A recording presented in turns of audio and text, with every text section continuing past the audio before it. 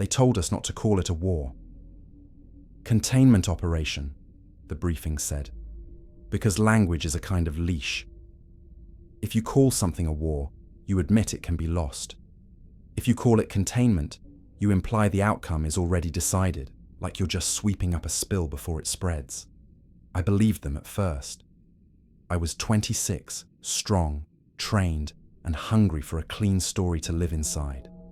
I was born on a planet that had learned to sell fear as entertainment and sell obedience as duty. I signed the papers because the recruiters promised purpose and a pension and a horizon bigger than my own skull.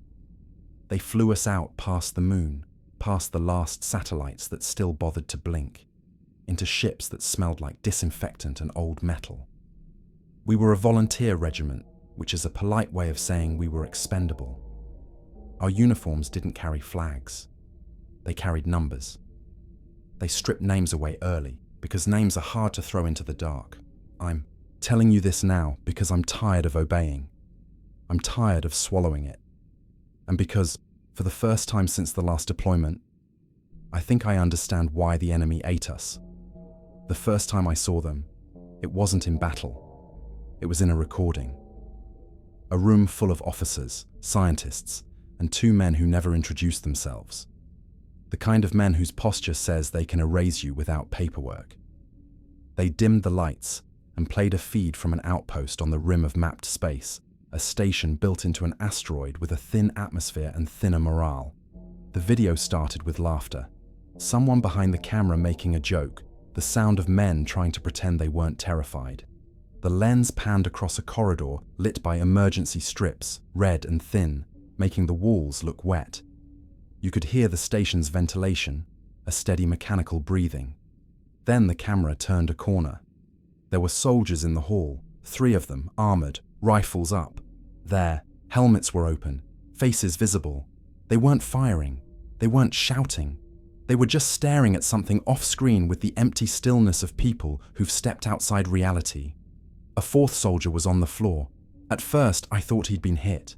Then I realized he was alive. His hands were moving, fingers clawing at the metal, trying to pull himself backward. His mouth opened like he was screaming, but the feed had no sound for that moment, just static and the distant hum of the station. It made the panic look clinical, like a specimen under glass. Something slid into frame. Not a creature the way you'd imagine one. Not a beast with teeth and claws. It looked more like an absence that had learned how to wear matter. A membrane, translucent and dark at once, folded over itself in slow, deliberate movements. Inside it, shapes drifted, pale and half-formed, like organs suspended in gel. The thing moved without legs, without wheels, without any visible mechanism.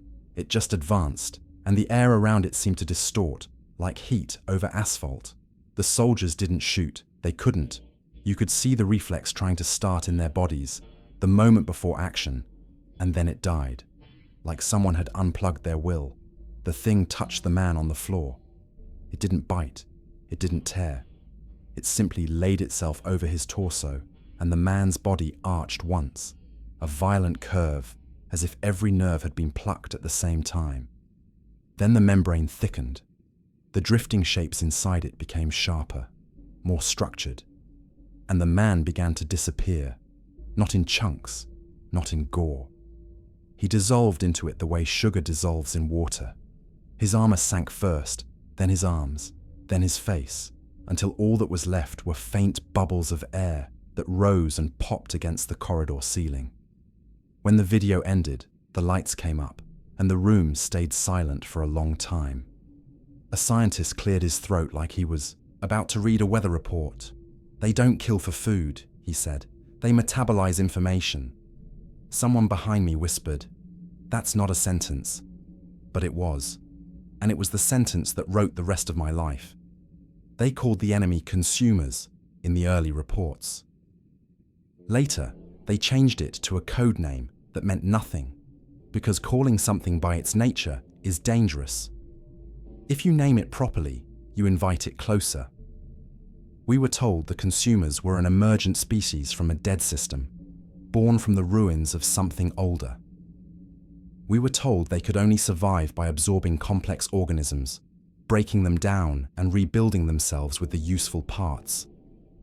We were told, repeatedly, that there was no negotiation possible. What they didn't tell us, not then, was that the consumers didn't just take flesh. They took memory, they took skill, they took fear. Our first deployment was to a mining colony called Farpoint 9, a ring of habitats tethered around a stripped moon. The kind of place that exists to feed the core worlds and die quietly when it's done. The colony sent a distress signal, then went silent. We arrived 3 days later, drifting in with our assault craft like parasites approaching a dying animal. I remember the silence most. No traffic chatter, no docking beacons, no civilian voices begging for help. Just the slow creak of our hull and the soft hiss of my own breath inside my helmet. We cut through the airlock on Habitat 3. The metal peeled open with a reluctant groan, and cold air spilled out like a sigh. Inside, the corridors were intact. No scorch marks, no bullet holes, no blood, just abandoned. Food trays left on tables, a child's toy floating in a pocket of zero gravity where the spin had failed. A wall display still playing a looping advertisement about safety protocols. Smiling faces and bright colors mocking the emptiness around it. We found the first body near the hydroponics bay, except it wasn't a body. It was a uniform, collapsed like the person had been poured out of it. Boots still laced, gloves still sealed, helmet resting on the floor beside it, visor cracked. My squad leader, Rivas, nudged the fabric with his rifle barrel. The uniform shifted and dust rose from it. Dust, not ash, not decay. Something finer, almost glittering in the beam of my flashlight. "Where's the rest of him?" someone asked. No one answered, because we all understood the answer at the same time. He'd been taken without a fight. Or worse, he'd been taken and left behind. We moved deeper. The deeper we went, the more uniforms we found. Sometimes in piles, like people had gathered together. Sometimes alone in doorways, as if they'd tried to run and simply failed to remain solid. Then we started seeing the marks. Not claw gouges, not acid burns, patterns. Thin lines etched into the walls, looping geometric shapes, repeated at intervals, like a language written by a hand that wasn't interested in beauty, only function. The lines made my eyes ache if I stared too long, like my brain was trying to translate something it wasn't built to hold. The comms crackled in my ear. Command asking for status updates, calm voices from far away, people who would never smell this air. Rivas didn't answer. He held up a fist, and we stopped. At the end of the corridor, the lights were wrong. Not broken, not flickering. Wrong in a way that made my stomach tighten. The air seemed thicker there, like walking into humidity. Something moved across the floor, not a shadow, not a reflection, a fold in the world. I raised my rifle, my finger found the trigger, and for a split second, I realized the consumer wasn't moving toward us quickly. It didn't need to, because it already knew what we were. I felt it in my skull before I saw it clearly, a pressure behind my eyes, like someone pushing a thumb into my thoughts. Images surfaced that weren't mine. A childhood memory of running through a field under a blue sky I'd never seen, the smell of rain on soil. A woman's laugh. A song in a language I didn't recognize. Then the pressure shifted, searching, probing, and I understood with sudden animal certainty that it was tasting me. Not my blood. Me. Rivas fired first. The muzzle flash lit the corridor, brief and harsh. The rounds hit the membrane and sank into it as if into water, vanishing without impact. The consumer didn't flinch. It folded toward us. I tried to fire again, but my hands didn't move. My arms felt distant, like they belonged to someone else. I could hear my own breath quickening, but even that sounded far away. In my headset, someone was shouting, a high, panicked voice. "Move! Move! Move!" I couldn't. The consumer reached out, and the air around it trembled. And then, For one clean instant before everything broke, I realized the most horrifying part. It wasn't hunting us, it was learning. The first thing that saved me wasn't courage. It wasn't training, or faith, or any of the things recruitment posters promise you'll discover in the dark. It was a malfunction. Behind me, one of our rookies, Jalen, panicked and slammed his shoulder into a maintenance panel. He wasn't trying to be smart. He was trying to run. The panel buckled and popped loose, and a burst of compressed air vented from the service conduit inside. The pressure change jolted the corridor lights into a brief surge. That half second of brightness did something to the consumer. Not pain, not fear, more like hesitation, as if the world had suddenly changed rules and it had to recalculate. Rivas didn't waste the gift. He grabbed me by the harness and yanked hard, dragging me backward.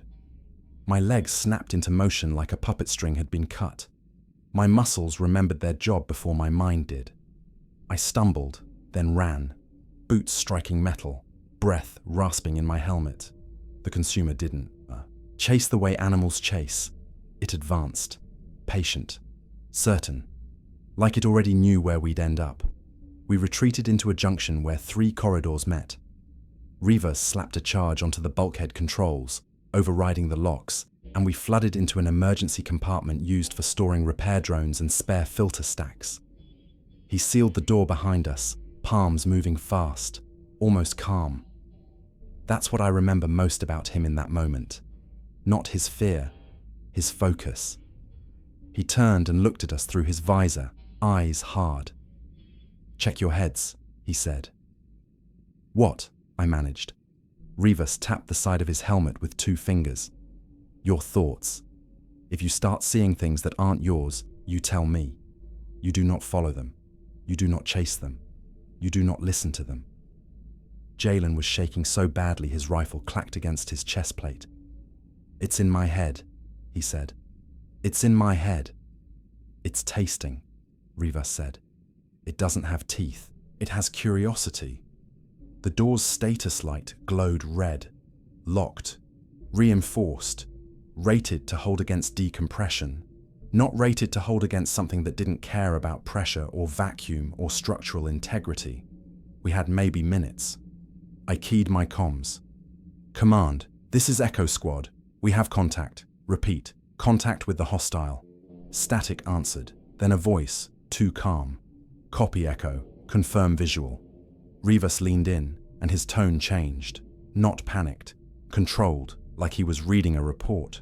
"One entity, amorphous. It's absorbing personnel, no visible weapons. It's interfering with motor function." There was a pause, and in that pause I pictured a man in a clean room with polished floors, hand on a mug, listening like this was an inconvenience. "Copy," Command said. "Maintain containment." Rivas blinked. "Maintain what?" "Containment," the voice repeated, as if it were a word you could build walls out of. "Do not allow hostile to reach the dock ring. If necessary, initiate Protocol Black." Jalen stared at Rivas. "What's Protocol Black?" Rivas didn't answer immediately. That was the first crack in his composure. Not fear, but realization. Like he'd just been handed a weapon and understood it was meant for him. He finally said, "It means we don't leave." The compartment felt smaller after that. I leaned against a stack of filter canisters, trying to slow my breathing. My heart was pounding hard enough to make my vision pulse. And then the memories started again. Not images this time. Sensations. The weight of a child in my arms. Warm, heavy, trusting. The smell of soap and clean fabric. A voice, female, close to my ear, telling me I was late and laughing as she said it. "I don't have a child. I've never held one." The sensation hit so hard, I nearly dropped my rifle. I pulled off my glove and dug my nails into my palm until pain cleared the fog. The skin split. Blood floated in a small red bead before it smeared across my hand.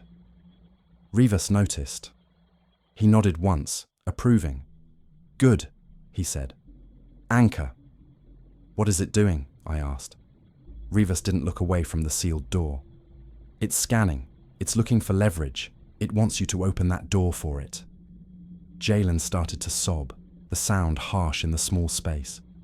I can't. Listen to me," Rivas said, sharper now. "It can't take what you don't give. It can't break a mind that stays moving. Think numbers, think procedures, think anything ugly and boring." "Why?" I asked, and my voice cracked on the word. "Why are we here?" Rivas turned his head, just enough to look at me. "Because the colony went quiet. Because command wants data. And the people here," I said. Rivas's eyes went flat. "They were data first." The door shuddered. Not a slam. Not an impact. A deep, slow flex, as if something on the other side had pressed its entire weight against it, and the metal was deciding whether to obey. A thin seam of darkness formed along the edges. The temperature in the room dropped. My breath fogged the inside of my visor. Jalen screamed.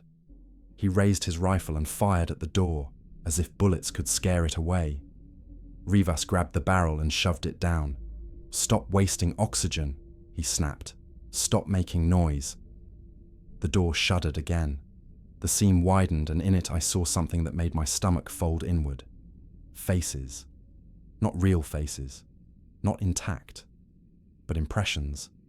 Like the consumer had swallowed a dozen people, and their final expressions had been pressed into its surface, like fingerprints. A mouth open in a silent plea. Eyes wide and unfocused. A human hand, not attached to an arm, floating just beneath the membrane. Fingers curled like it still wanted to grip something. It wasn't gore. It was worse. It was the suggestion that those people weren't gone. They were stored. Held. Rivas's voice dropped to a near whisper. "Do not look at it." But I couldn't stop, because one of the impressions looked like someone I knew. Not from Earth, from the barracks. A guy named Trent, who'd washed out of our training cycle. I remembered him because he'd had a nervous grin and a habit of tapping his fingers on tables when he was anxious. That grin was in the membrane now. Twisted. Frozen. Trent had been reassigned months ago. To another unit. Another front. And now he was here.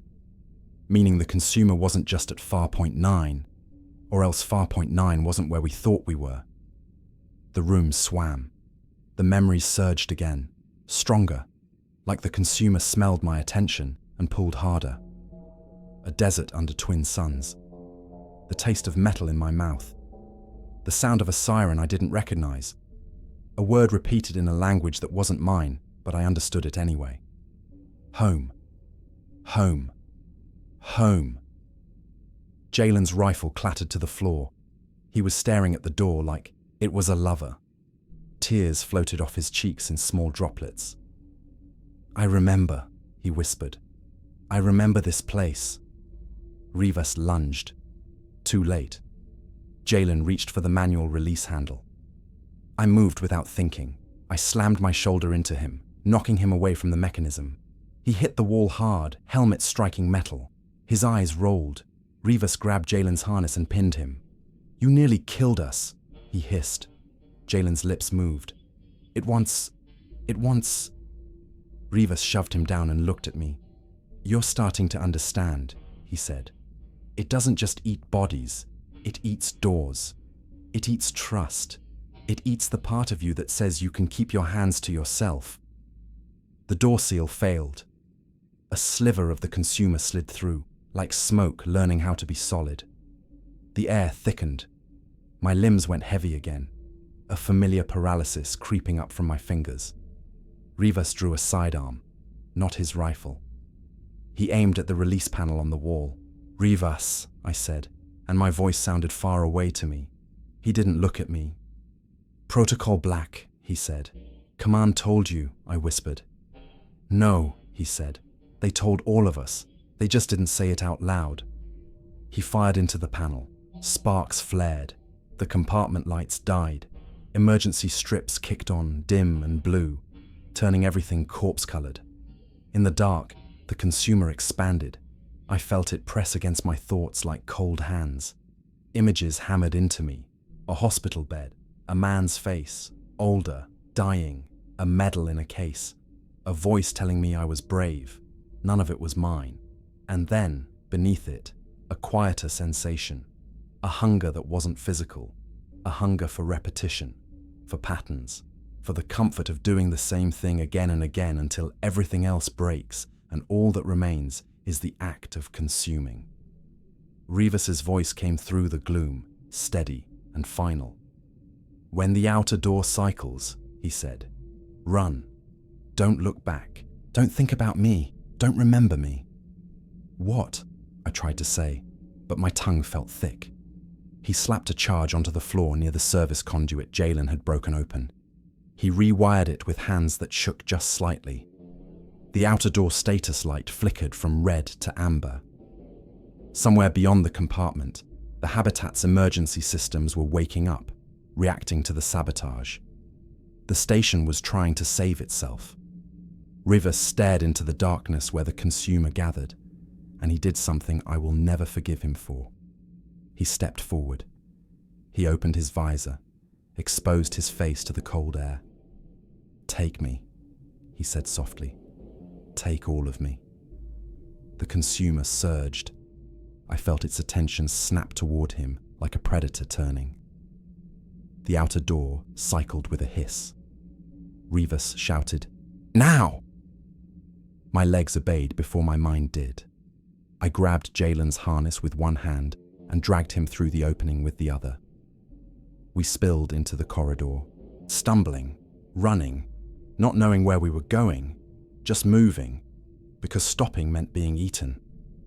Behind us, the compartment door slammed shut. For a heartbeat, there was silence. Then the walls vibrated with a low, sustained tremor that felt less like an explosion and more like something deep inside the station finally giving up. Jalen coughed, coming back to himself, eyes wide. "Where's Rivas?" he rasped. I didn't answer, because the truth was in my head already, blooming like a bruise.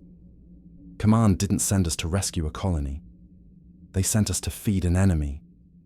And Rivas. Rivas had known the whole time.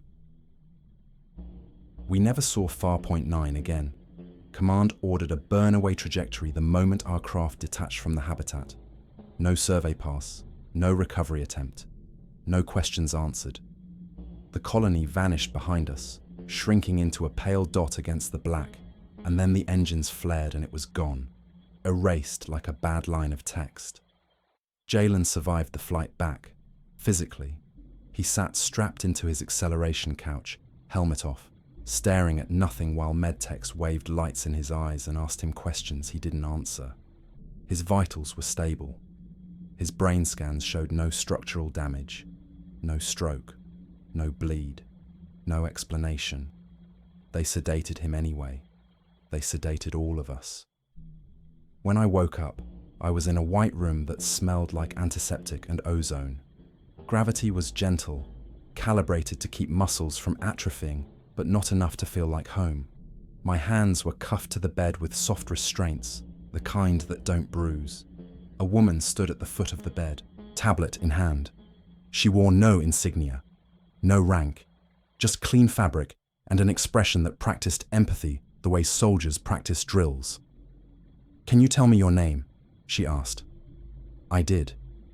"Do you know where you are?" "Yes." "Do you remember what happened at Farpoint 9? I hesitated. That was my first mistake. Her eyes flicked to the tablet. "Take your time," she said gently. "We're just establishing a baseline." Baseline. I told her about the colony, about the uniforms, about the consumer, about Rivas. I did not tell her about the memories. She nodded at the appropriate moments, asked precise follow-up questions, never interrupted. When I finished, she set the tablet down. "You did very well," she said. I didn't like that. Praise implies expectation. "What happens now?" I asked. She smiled, small and careful. Now you rest. You'll be transferred to long-term observation. Observation for what? For contamination, she said, like she was talking about radiation. They kept us apart after that. I learned later that Echo Squad was reduced from 14 to 5. 2 were declared dead on sight. 1 disappeared during transit. Jalen and I were listed as neurologically compromised. The others were quietly reassigned. That's how they always did it. Spread us out, make sure we couldn't compare notes. The observation facility wasn't a prison. It was worse. It was comfortable. Private rooms, clean sheets, good food, simulated daylight cycles. Therapists who asked the same questions in slightly different ways every day, trying to catch inconsistencies. They never asked if I was afraid. They asked if I remembered dreams. At first I didn't. Then they started. Not nightmares. Not exactly. Dreams where I wasn't alone in my head. I'd drift towards sleep and feel a presence like a second pulse beneath my thoughts, steady and patient. Images would surface without context. Not violent, not frightening, mundane. A corridor I didn't recognize. A weapon disassembled and reassembled in perfect sequence. A voice reciting numbers, pauses exactly measured. When I woke, I could still feel the echo of it, like static after a transmission ends. The doctors said it was stress. They were lying. I started noticing changes in myself, reflexes sharpening, not faster, more precise, less wasted motion, less hesitation. My hands moved more efficiently, like they'd practiced movements my conscious mind hadn't. I completed cognitive tests with scores that made the technicians exchange looks. Pattern recognition exercises felt trivial. Tactical simulations bored me. I began finishing people's sentences. That was when I stopped answering honestly. Jalen lasted longer than I expected. They let me see him once, weeks after Farpoint 9. He sat across from me in a glass-walled room, thinner, eyes sunken, hands folded neatly in his lap. He smiled when he saw me. That smile was wrong, too symmetrical, too still. "They're very interested in you," he said, without greeting. My stomach tightened. "What are you talking about?" Jalen tilted his head slightly, like he was listening to something behind my shoulder. "You didn't give it much," he said. "You resisted." "What did you give it?" I asked. His eyes focused on mine again. Everything that hurt. I stood up so fast the restraints snapped tight around my wrists. The guard outside the room stiffened. "What does that mean?" I demanded. Jalen leaned forward. His voice dropped. "It doesn't want pain," he said. "Pain is inefficient. Pain fractures patterns. It wants clean data, clean reactions. That's why they send soldiers. We're trained. We're consistent." I shook my head. "You're not making sense." He smiled again. "You don't feel it yet," he said, "but you will." They ended the visit early after that. 2 days later, Jalen was declared unfit for continued observation. The official report said his condition deteriorated rapidly. Acute neurological collapse, non-responsive, brain death. They didn't let me see the body. I didn't need to, because the night after they told me, I dreamed of a corridor filled with light, and Jalen was there. Not whole, integrated. His presence felt settled, organized, like a file placed neatly into a system that had been waiting for it. He didn't speak. He didn't need to. I understood. The consumer didn't kill him. It finished him. That's when I realized something else they hadn't told us. Farpoint 9 wasn't my first exposure. It couldn't have been. The consumer on the station had recognized me too quickly, had known where to press, had reached into my head with familiarity, not curiosity, which meant I had been tasted before. The next phase of the war began quietly. No announcements, no mobilizations, just subtle changes in deployment doctrine. New units formed, new volunteer opportunities offered to soldiers with specific cognitive profiles. People like me. They called us echo assets. We were briefed in small rooms by people who never gave names. We were told the enemy adapted. We were told it learned from every engagement. We were told that if humanity wanted to survive, we had to control what it learned. How? Someone asked. By feeding it carefully. That was the phrase they used. Carefully. Echo units were trained to carry false patterns, artificial memories implanted through neural conditioning, emotional decoys, tactical redundancies designed to collapse under analysis. We were living countermeasures, bait with teeth filed down. The consumer would absorb us and waste cycles sorting junk data, buying humanity time. That was the theory. No one asked what happened when the consumer learned to tell the difference. My first Echo deployment was to a listening post orbiting a gas giant with rings like broken glass. We knew the consumer was there. We let it board. I remember standing in the corridor as the pressure changed, feeling the familiar weight in my skull, the gentle probing. I remember the satisfaction in Command's voice as they watched the feeds. "Notice how it hesitates," a scientist said. "It's filtering." The consumer touched my arm. For a moment, I felt pride. Then something unexpected happened. It recoiled, not in fear, in recognition. The pressure in my head shifted, narrowed, focused, not tasting, comparing. I felt a surge of something like disappointment, and beneath it, something colder, assessment. I knew then that we had made a terrible miscalculation. The consumer wasn't just learning from us, it was learning about us, about deception, about sacrifice, about what we were willing to erase in ourselves to survive. It learned that humans would poison their own minds to win, and that knowledge was far more valuable than any tactic. We extracted from that post under heavy losses. The consumer didn't pursue, it didn't need to, because it had learned a new pattern, us. After that mission, I was promoted, given more privileges, more access, more trust. They thought they were rewarding loyalty. What they were really doing was bringing me closer to the truth. I started reading restricted reports, long-term projections, models that didn't assume victory, only delay. The war wasn't being fought to win, it was being fought to slow something down. The consumer wasn't an invasion force. It was a process, a solution to a problem older than humanity, and we were feeding it the one thing it lacked: creativity, defiance, choice. The final report I accessed before I defected was stamped with a classification level that didn't exist when I enlisted. Projected outcome: assimilation of human strategic identity. Estimated time frame: indeterminate, accelerating. Recommended action: continued controlled feeding.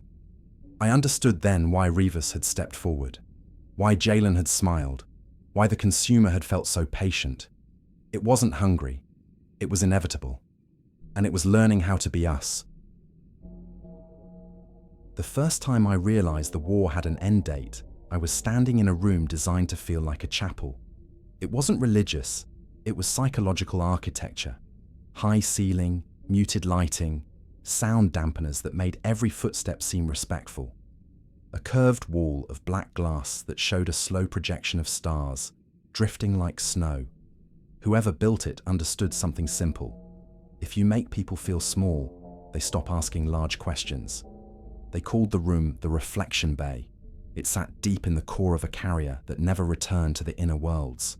A moving headquarters, a floating decision, a place where orders were born and never had to answer for themselves. I wasn't supposed to be there. Not officially. Echo assets were tools, and tools don't get invited to the rooms where hands decide what to break. But after the gas giant post, after the consumer recoiled from me like it recognized my shape, I got flagged. Not as a threat, as an opportunity. They handed me a new clearance. They told me I'd earned trust. They told me they needed my perspective. That should have terrified me more than any enemy. A man in a plain uniform met me at the entrance. No rank insignia, No name tag, just an ID chip, and eyes that didn't blink often. Asset Echo 7, he said. You've been selected for an internal briefing. I'm a soldier, I replied, not a strategist.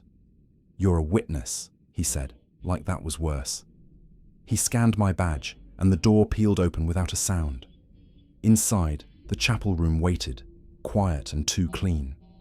A long table curved like a crescent. 9 chairs, 6 occupied. At the far end sat Director Holden. I'd seen him only in recordings, always carefully framed, always calm. The kind of man who could order a massacre with the same voice you'd use to request coffee. In person, he looked smaller than the myth. Mid-50s, close-cropped hair, a face made of angles and fatigue. He didn't stand when I entered. He just looked at me like I was a piece of equipment being appraised. Echo 7, he said. Sit. I sat. A screen embedded in the black glass wall flickered to life. The stars vanished. A diagram appeared, a map of systems, lines connecting points like a nervous system. Red zones pulsed along the rim. Do you know what you're looking at? Holden asked. Front lines, I said. That's what we call them, he replied. But they're not lines. They're symptoms. He tapped a control. The map zoomed out. More systems appeared, then more. The red zones didn't form a border. They formed a pattern, a spiral, not centered on Earth, centered on nothing, like something had begun far away and was winding inwards slowly, methodically, consuming space the way rot consumes fruit. A woman beside Holden spoke next. She wore a scientist's coat over a uniform, as if she couldn't decide which role mattered more. We've been tracking the consumer's expansion for 73 years, she said. It's not moving randomly. It's following gravitational wells, resource density, population centers, but also something else. What else? I asked before I could stop myself. Holden's gaze sharpened. Tell us about Farpoint 9, he said. I hesitated. You already have the report. We have your report, he said. Now we want your impression. Impression. I thought of Rivas stepping forward, Jalen smiling, the sense of being tasted, the way the consumer didn't rush because it didn't have to. It wasn't hunting, I said carefully. It was evaluating. The scientist woman nodded as if I'd confirmed a hypothesis. Exactly, she said. It evaluates, and then it adapts. But what we've confirmed recently is that it isn't adapting just to weapons or tactics. A second screen lit up.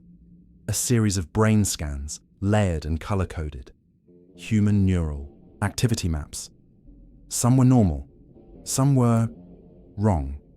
Too symmetrical. Too organized. The peaks of emotion were flattened. The regions tied to fear response showed reduced activation. The areas tied to pattern recognition and prediction were hyperactive.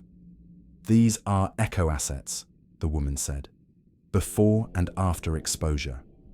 My throat went dry. After exposure, I repeated. Holden folded his hands. Your unit was the first to report cognitive interference as a primary attack vector, he said. We believed it to be a byproduct. Now we know it's the main event. Then why keep sending us? I asked. Silence, not surprise, not outrage at my question. A silence that said the answer was already agreed upon. Holden finally said, because we don't have a choice. I stared at him. There's always a choice. He leaned forward slightly. Not when the choice is between feeding a fire and letting it burn through your home. The map returned. The spiral pulsed. How long? I asked. Holden didn't answer. The scientist woman did, her voice professional, almost bored. At current rates, full assimilation of the inner systems occurs within 37 years, she said. But that assumes no acceleration. And if it accelerates? I asked. It already is, she replied. I felt my pulse in my teeth. Why?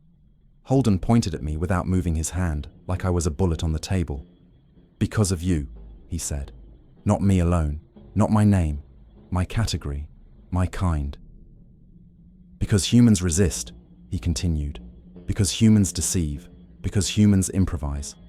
Every time we feed it a soldier, we feed it more than biomass. We feed it a problem-solving engine. You're saying we made it smarter by fighting it, I said. Yes, he replied, with a calm that made me hate him. But we also made it slower by poisoning what we feed it. That's what echo assets are. Controlled toxins. The scientist woman clicked to another display. A photograph. At first I couldn't understand it. Just a dark mass filling most of the frame, like a cloud captured too close. Then my eyes adjusted. The camera had been inside something. Inside a consumer. The image showed shapes suspended in membrane, but not just bodies or faces. Structures, neural-like lattices, branching and interwoven, as if the consumer had grown an internal architecture out of absorbed minds. A cathedral made of stolen thought. I felt a sudden pressure behind my eyes, the familiar touch, a reflexive flinch. Holden watched me react. You feel it, he said softly. I gritted my teeth. Yes. Good, he said. Then you understand why you're here. I didn't. Not yet. But I could sense the trap closing. Holden tapped a final file open. The screen filled with text. Project Lantern. Objective. Induce stable consumer contact with controlled human cognitive pattern. Secondary objective. Test. Viability of bidirectional influence. Tertiary objective. Establish communication protocol. My stomach turned. Communication, I whispered. The scientist woman nodded. The consumer isn't a species in the way we understand. It's a function, a mechanism. It doesn't hate us. It doesn't even recognize us as enemies. Then what does it recognize? I asked. Holden's eyes held mine like hooks. It recognizes information, he said. It recognizes patterns, and it recognizes anomalies. I swallowed. And you think you can talk to it? We think it's already talking to us, the scientist woman said. Through the people it returns. My mind flashed to Jalen's smile. I felt cold sweat crawl under my uniform. You said he was brain dead. Holden's expression didn't change. He was, he said. Biologically. That's why we could observe what came next without interference. What came next? I asked, though I already knew. Holden's finger tapped a video file. The screen showed a medical bay. Jalen's body strapped to a table, eyes closed. Technicians in masks moving around him. Monitors humming. A clock in the corner. He was still. Then, at 03:12, his eyes opened. Not fluttering, not groggy. Wide, immediate, aware. His head turned slowly, smoothly, like a machine rotating. He stared directly into the camera lens. And he smiled. The technicians froze. One stepped back, hand raised as if to ward off a ghost. Jalen's mouth opened, and though the video had no audio, his lips formed words I could read. We remember you. I couldn't breathe. Holden paused the video. That, he said, is why we need you. Me, I rasped. You resisted, the scientist woman said. Most subjects collapse into suggestibility. You anchored. You maintained identity. Barely, I said. Holden leaned back. Barely is enough, he replied. We don't need you intact forever. We need you intact long enough to carry something in. I stared at him. Carry what? The scientist woman's eyes didn't blink. A message, she said. I laughed once, sharp and ugly. You think you can send a message by letting it eat me? Holden's voice softened, and it was worse than his coldness because it sounded almost kind. Yes, he said. And Echo 7. You're going to volunteer. My hands clenched into fists. No. Holden didn't react. He didn't threaten. He didn't raise his voice. He just said, "You already did." He slid a document across the table. My signature was on it. A digital authorization, dated 2 weeks ago. I stared at it, and for a moment, I didn't understand. Then the memories hit me like a wave. A room, a therapist, a suggestion. A calm voice asking the same question again and again until my brain wanted to stop fighting and just answer. They hadn't recruited me. They'd conditioned me. They'd made me sign without knowing I'd signed. My mouth tasted like metal. Holden stood for the first time, and the chairs around him shifted as the others rose too, a quiet ritual. "You can refuse," he said, as if granting me dignity, "and we will proceed with another candidate, someone weaker, someone who will break faster." He stepped closer. "Or you can help us buy time. Help us learn if this thing can be guided." I met his eyes. "And if it can't?" Holden's expression finally cracked into something like honest fatigue. "Then we die slower," he said. I left the reflection bay shaking. Not with fear of the consumer, with fear of the humans who believed feeding it was mercy. That night, alone in my observation room, I tried to sleep and couldn't. The pressure behind my eyes returned. Gentle, patient, as if something on the other side of space had already heard Holden's plan and was waiting for me to agree. And in the quiet, a thought surfaced that wasn't mine, not an image, not a memory, a simple, cold certainty. You will come back. They didn't chain me. They didn't have to. The carrier ran on trust the way older prisons ran on bars. Doors opened when you walked toward them. Meals arrived when you sat down. Therapists smiled like they were doing charity work. Guards carried rifles but never raised them. The message was simple: you're free as long as you keep walking where we point. The day after the reflection bay, my schedule changed without anyone telling me it had changed. I woke to a soft chime and simulated sunrise bleeding across the ceiling panels. A tray slid into the wall slot. Protein, fruit, coffee strong enough to make my hands steady. Then the room's display lit with a single line of text. Prep begins. 700. No location, no signature. Just an order disguised as information. I sat on the edge of the bed and waited for panic to arrive. It didn't. That bothered me more than fear would have. My thoughts felt arranged, not calm, not numb, organized. I dressed, washed my face, and watched myself in the mirror until I could almost pretend the eyes looking back were mine. The cut on my palm from far.9 had healed into a pale line. The body forgets quickly. The mind does not. At 0658, the door slid open.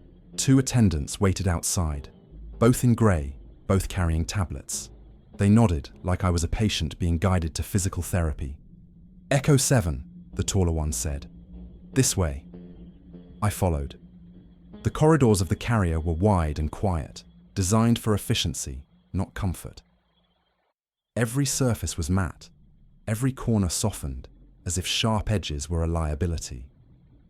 We passed sealed hatches with warning labels I couldn't read even with my clearance. We passed bays where technicians stood behind glass walls, looking down at things that looked like organs suspended in fluid. And then we reached a door that didn't open automatically. It required a handprint, not mine. The attendant pressed his palm to the panel.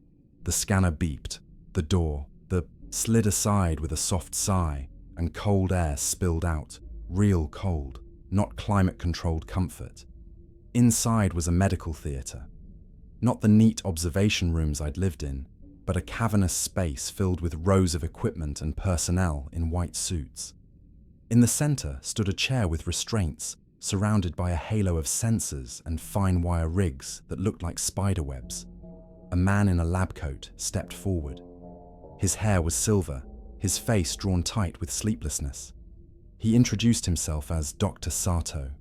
His voice was kind in the way surgeons are kind, right before they cut you open. "Good morning," he said. "How are you feeling?" "Like I'm being walked to my own execution," I answered. He didn't react. That's a normal response. I'm not a volunteer, I said. He glanced at the tablet in his hand. Your file indicates you consented. I laughed without humor. My file indicates whatever you want it to. Dr. Sato studied me for a moment, then nodded as if conceding a point. Fair, he said. Then let's speak plainly. He gestured toward the chair.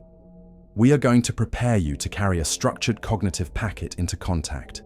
Think of it as a message, but not in language. What does that mean? I asked. It means we can't speak to the consumer in words, he said. Words are too human, too linear. It doesn't metabolize language first. It metabolizes pattern. He said the last word with reverence, like it was a god. I looked at the chair. The restraints were thick, not for comfort, for convulsions. And what happens to me? I asked. Dr. Sato's eyes held mine. We don't know, he admitted, but you have a higher chance of remaining coherent than most candidates. Coherent, I repeated. You mean sane? I mean you might return with the message intact, he said. Return. They always said return, as if it was a guarantee, as if coming back from being eaten was a statistical probability you could politely discuss over coffee. I felt the pressure behind my eyes, faint but present, like a fingertip on the edge of my skull.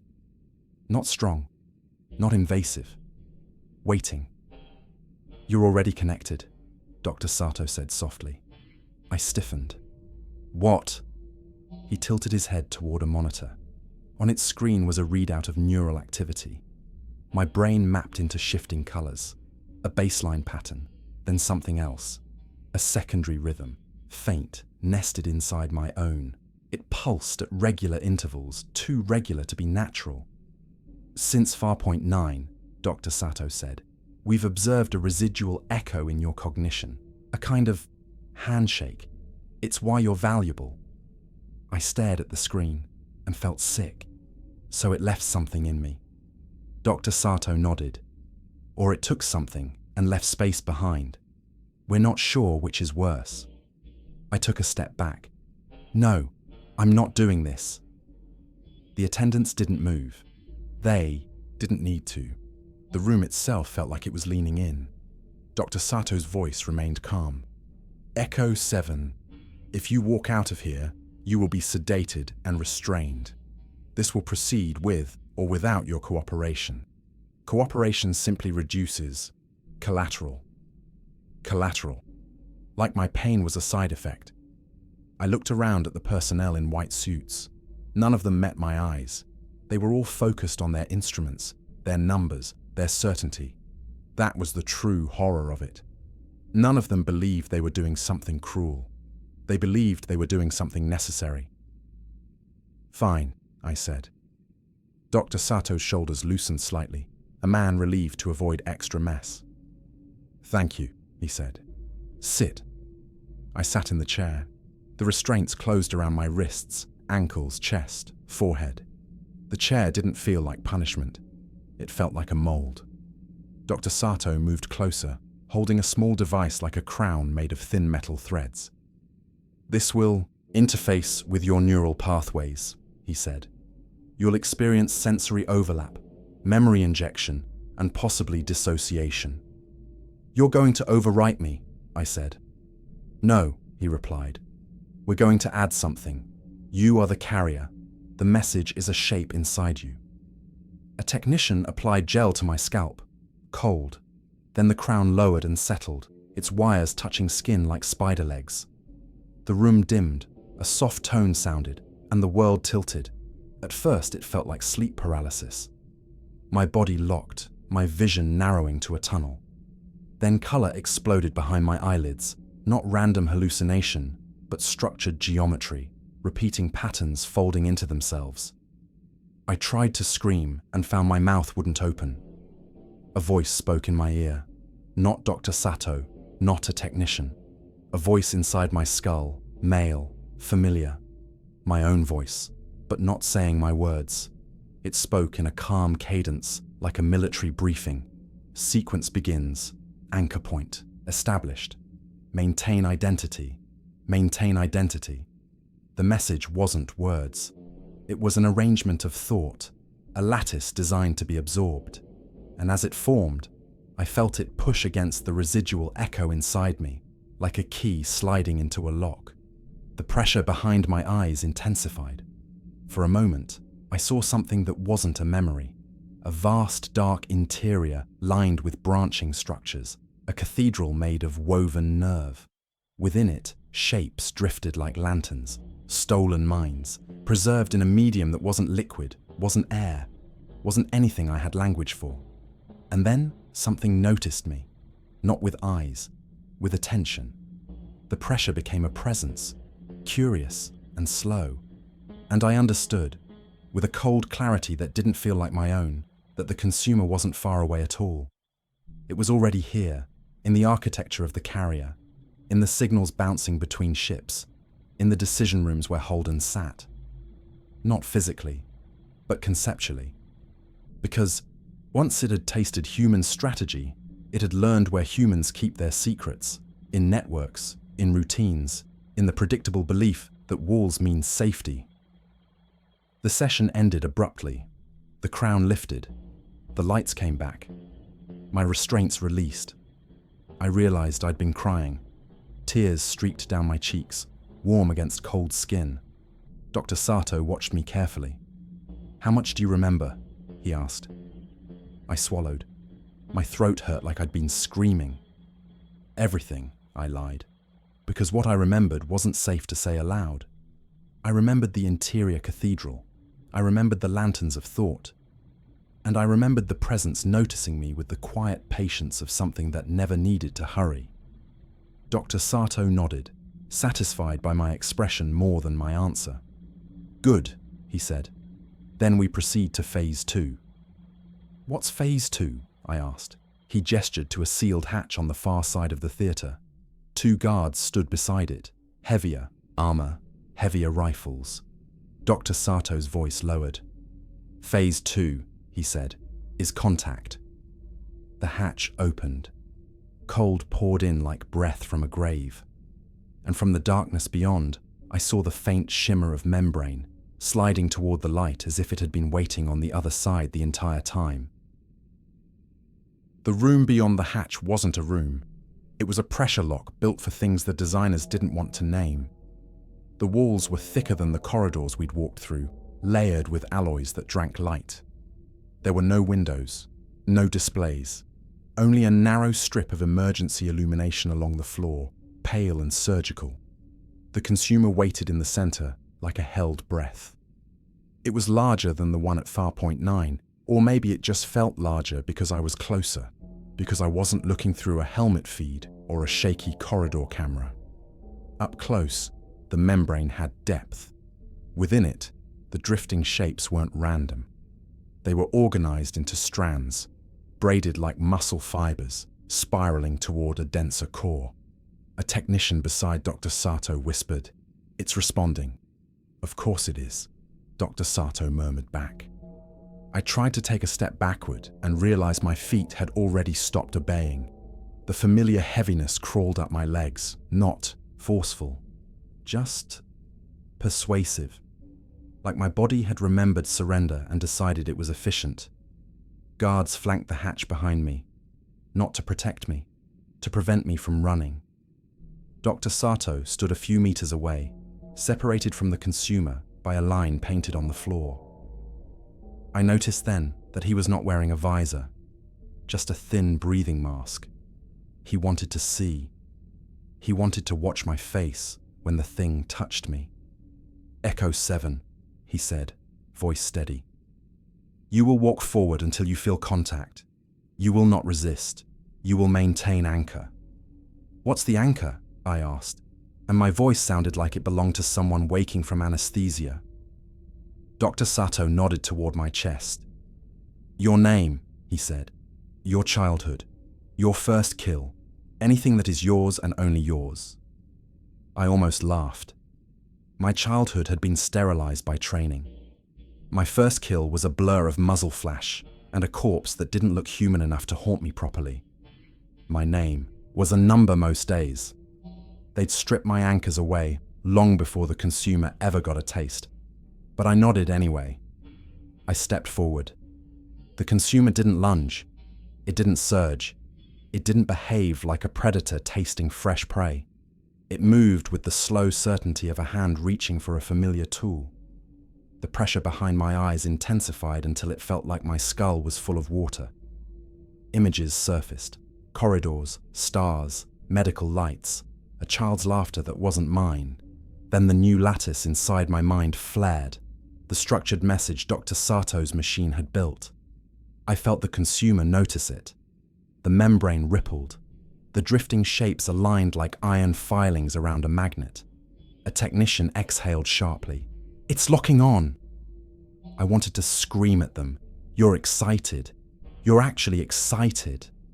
My hand lifted without me telling it to, not forced, invited. Fingers extended toward the membrane. My glove touched the surface. It wasn't slimy. It wasn't wet. It was warm, faintly, like skin. And under my fingertips I felt movement, subtle, like something shifting to meet me.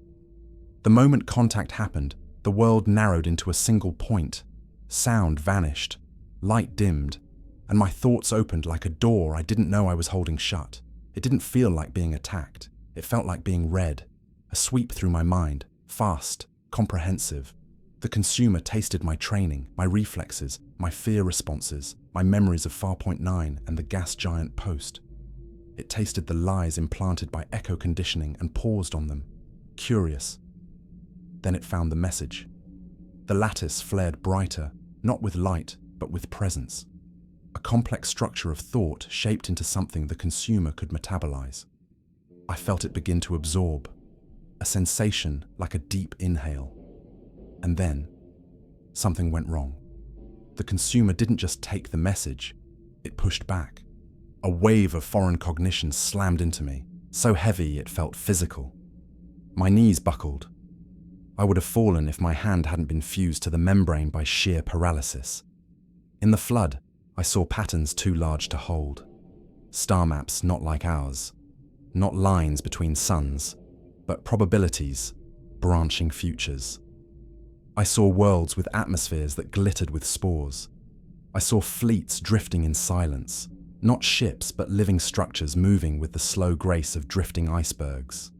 And beneath it all, a single repeating concept: preservation. Not mercy, not kindness, a mandate. It was like touching the edge of a machine that had been running long before humans learned how to carve stone. My mouth opened. A sound came out, but it wasn't my voice.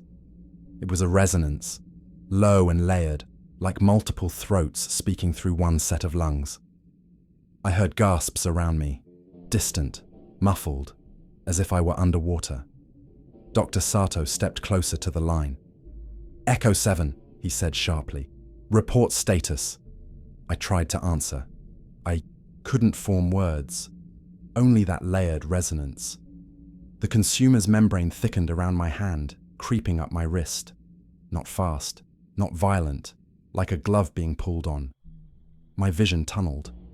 In the narrowing edges, I saw the guards raise their rifles instinctively, then freeze as if their hands were suddenly too heavy.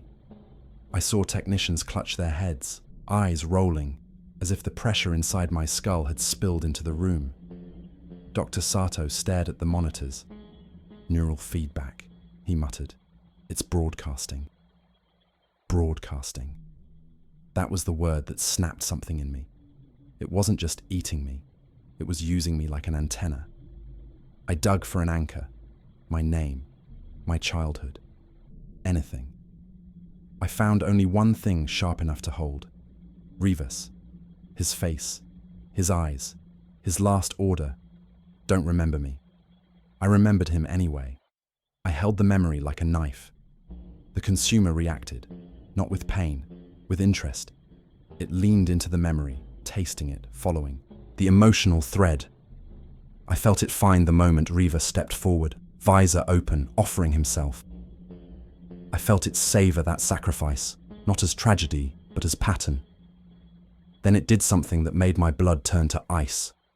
It replayed the pattern back to me. not as memory, as instruction, a sequence, a doctrine. Step forward, open the visor, offer the self, become preservation. My heartbeat thundered. I fought, not against the paralysis, but against the idea trying to settle into me like truth. And in that struggle, I understood what Project Lantern really was. They thought they were sending a message in, but the consumer was sending one out, through me. A ripple surged through the membrane, and suddenly my arm wasn't my arm anymore. The sensation of my flesh blurred into the warmth of the consumer. I felt the boundary dissolve, like sugar in water, like Farpoint 9 all over again. Except this time I could feel every millimeter of it.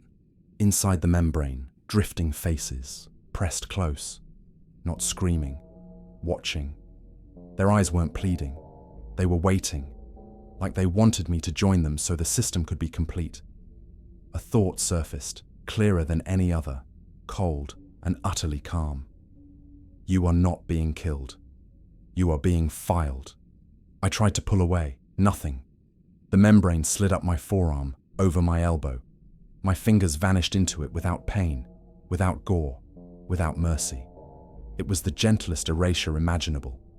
Dr. Sato shouted something. The sound hit me distantly, warped. Then a gunshot. A guard, fighting the cognitive pressure, managed to fire. The round struck the membrane near my shoulder and sank into it, swallowed. The consumer didn't react to the bullet. It reacted to the intent. A new wave of pressure blasted outward. The guard's rifle fell from his hands. He dropped to his knees, clutching his head. Technicians collapsed. Lights flickered. Dr. Sato staggered but stayed standing, stubborn as a man who refused to accept that his experiment had teeth. He stepped over the painted line. "Stop," he said, voice strained. "Release him. This is not the protocol." The consumer turned its attention toward him, not moving, just focusing. Dr. Sato froze mid-step. His eyes widened, pupils dilating like a man seeing the edge of a cliff. His mouth opened, and he began to smile. It was subtle at first, then wider, too wide. He whispered, "I understand." That's when I realized the consumer wasn't speaking in language. It was speaking in certainty. It was offering the comfort of a pattern that erased doubt. My arm was gone to the shoulder now. My chest tightened. The membrane's warmth pressed against my collarbone. I wasn't bleeding. I wasn't dying. I was being integrated. And the message in my head, the lattice, was dissolving into it, being consumed, passed, repurposed. In the last sliver of myself, I made a choice. Not a tactic, not a plan, a refusal. I forced my mind onto the ugliest, most human thing I had left. Spite. I thought of Holden, of his calm voice saying we'd die slower, of the signatures they'd forged, the conditioning, the comfort they'd wrapped around cages. I thought of every soldier poured out of his uniform like dust, and I shoved that hatred into the consumer like a shard of glass. For the first time, I felt it hesitate, not in confusion, in assessment, as if it had tasted something genuinely unpredictable. The membrane paused at my throat. The pressure behind my eyes tightened into a pinpoint, and then the world went white, not light, blankness, like a file being closed.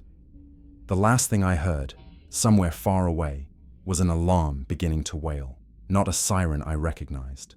A deep, carrier-wide tone that meant only one thing: containment breach. I came back wrong. That's the cleanest way to say it.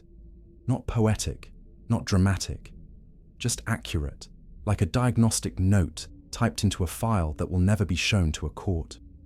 When consciousness returned, it didn't rise like waking. It assembled. I remember the blankness first, the closed file, the absolute silence. Then a slow reintroduction of sensation, pressure on my back, straps across my chest, the taste of copper on my tongue, a faint vibration in the floor, like engines idling far away. I opened my eyes and saw the inside of a containment pod. Clear composite walls, white light strips, medical monitors blinking with measured patience. A breathing mask sealed over my mouth and nose, pumping air that smelled too clean to be real. Someone spoke through an intercom. Subject regained ocular function. The voice was female, clinical. Another voice replied, male, tense. Any response to stimulus? A pause. Unclear. I tried to lift my hands. My left hand rose. My right did not. Because my right arm was back, but not entirely. It was there from shoulder to fingertips, skin intact, joints functional. But the skin had a faint sheen, as if the pores had been lacquered. Under the light, it reflected with a subtle iridescence that made it look less like flesh and more like something grown to imitate flesh. I flexed my fingers. They moved perfectly, too perfectly. No tremor, no stiffness, no hesitation. Like the limb had never been injured, like the nervous system had been replaced by a cleaner version. I heard a small sound in the pod, a dry, involuntary laugh. It sounded like mine. That's when the pain arrived. Not in the arm, in my head. A deep ache behind my eyes, like pressure at the base of my brain, steady and constant. When I tried to focus on it, it widened into something else. The faint sense of another rhythm nested beneath my thoughts, like a second heartbeat. I looked up, and the pod's glass reflected my face, back at me. Same jaw, same scar on my chin, same eyes. No, my eyes were wrong. The whites were clear, but the pupils held a slight fractal edge, like the iris had been etched with microscopic geometry. It wasn't obvious at a glance. It was the kind of change you'd miss unless you already knew to look for signs of infection. The intercom clicked again. Subject tracking reflection, the woman said. Self-recognition intact. Self-recognition, as if that was the measure of humanity. The pod hissed. Locks disengaged. A panel slid open. Cold air rolled in, sharp enough to make my teeth ache. 2 guards stood outside with rifles held ready. Not aimed. Not yet. Behind them stood Dr. Sato. His face was pale and drawn, lips cracked, hair damp with sweat. He looked like a man who'd slept in his own regret. He stared at my right arm the way you stare at a snake that might be sleeping. Echo 7, he said, voice hoarse. Can you speak? I tried. My throat was raw, as if I'd swallowed sand. I'm here, I rasped. Sato flinched, the smallest reaction, but it was real. Relief and fear braided together. Do you know where you are? He asked. In a box, I said. Because you broke your toy. His jaw tightened. Containment measures were necessary. I stared at him, and for a moment I saw him in the contact chamber, stepping over the line, smiling like a man who'd just found religion. You smiled, I said softly. Sato's eyes flicked away. I experienced cognitive pressure. You understood, I corrected. He didn't deny it. That scared me more than any confession. They moved me from the pod to a restraint chair. Not the same chair as before. This one was bolted to the floor of a room that looked like a courtroom without the dignity. Thick walls, cameras in every corner, speakers embedded behind panels. The air smelled faintly of burnt circuitry. Sato sat across from me with a recorder on the table. We had a breach event, he said. The entity expanded beyond the chamber. It attempted to interface with ship systems. It did, I said. Sato's eyes sharpened. How do you know? Because I could still feel it. Not physically, not like a parasite wriggling under skin. More like awareness of architecture. Awareness of how signals traveled through the carrier, how doors obeyed commands, how people moved in predictable patterns. I didn't answer. Sato leaned forward. Echo 7, we need you to tell us what it did. I swallowed, tasting copper again. It learned, I said. That's always been true, he snapped, then caught himself. forcing calm back into his voice. What did it learn? I stared at my iridescent arm, flexed the fingers again. It learned that you don't need to consume a body to consume a war, I said. Sato went very still. It broadcast through me. I continued. Not words, not language, certainty, pattern. Sato's hands tightened around the recorder. What pattern? The second heartbeat beneath my thoughts pulsed once, as if amused. I felt a phrase form in my mind, clean, simple, irresistible. Not my phrase. I locked my jaw and forced it down, like swallowing poison. Sato watched my face and seemed to see the struggle. It's still in you, he whispered. I laughed again, and this time it sounded wrong even to my own ears. No, I said. I'm still in it. Sato recoiled slightly. That's not possible. It's not a stomach, I told him. It's a library. It filed me, and it kept the index card. Silence stretched. Then Sato asked carefully, Do you remember the message we implanted? I closed my eyes. I tried to reach for the lattice, the structured cognitive packet they'd forced into my mind. It wasn't there. But I could sense where it had been, like a tooth missing from the tongue. And in its absence was something else, something installed in the same space, a replacement. The message didn't go in, I said. It went through. Sato's voice tightened. And what came out? I opened my eyes and met his gaze. Doctrine, I said. Sato swallowed. Explain. I hesitated, not because I didn't want to, but because saying it aloud felt like opening a valve. The phrase pressed against my skull again, eager. I fought it. It showed me what it is, I said. Not a species, not a nation, a process. Preservation through assimilation. It doesn't see individuals, it sees continuity. Sato nodded slowly, like he'd heard this in his own stolen smile. Yes. And then it learned what we are, I said. Not just clever, not just violent. We are willing to poison ourselves to win. Sato's eyes widened. So it adapted. It adopted, I corrected. He stared at me. I leaned forward as far as the restraints allowed. It didn't learn to counter our tactics, I said. It learned our politics. Sato looked confused, and for once, that was satisfying. It watched you, I said. Not on the battlefield. In rooms like Halden's reflection bay, in routines, in your containment protocols, it learned how you make decisions. Sato's hands began to tremble. That's impossible. It doesn't have network access. I smiled and felt my face attempt to hold the expression too cleanly. It doesn't need access, I said.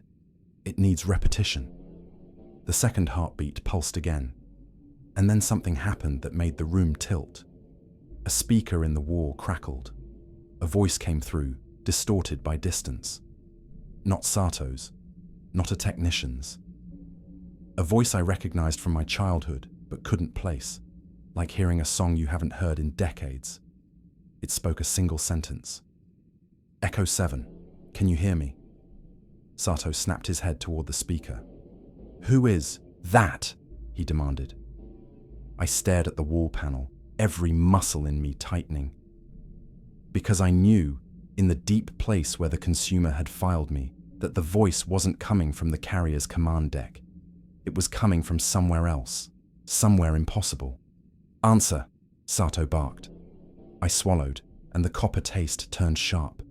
Yes, I said. The voice breathed out, relieved. Good, it said. Then it worked. Sato stood abruptly. Cut the channel, now.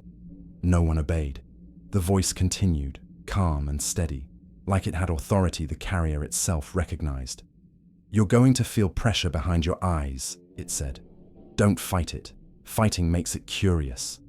Sato stared at me, horror creeping into his features. That's exactly what we told you. The voice chuckled softly. Of course it is, it said. You always say the same things. My stomach dropped. The second heartbeat beneath my thoughts, synchronized with the voice, pulsing in time. "Who are you?" I managed. The voice paused, and in that pause I felt something vast shift its attention. Then the voice answered. "I'm what you call command," it said, "and I'm calling to inform you that containment has been reclassified." Sato whispered, "No." The voice continued, smooth as a knife. "From this moment forward, the carrier is considered compromised," it said. "All personnel are to remain in place. No evacuation, no external transmission." Sato lunged for the wall panel, slamming his hand against the manual override. The speaker didn't cut. The voice didn't even stutter. "Please don't do that," it said gently. "You'll damage the equipment." Sato froze, hand still raised. I felt a cold calm spread through the room, not emotional, not chemical, conceptual, like the atmosphere itself had been persuaded. The voice spoke again, and this time it sounded closer, as if the walls had become ears. "We are initiating preservation protocol," it said. I tried to scream. I tried to stand. The restraints held, but that wasn't what stopped me. It was the weight in my skull. The pressure behind my eyes became unbearable, and in it, I saw a simple, horrifying truth. Project Lantern hadn't opened a channel to the consumer. It had opened a channel from the consumer, and it wasn't talking to us from deep space. It was talking through our own command structure, using our own voice, using our own authority. Sato's mouth moved, but no sound came out. The speaker whispered, almost kindly, "Thank you for your service."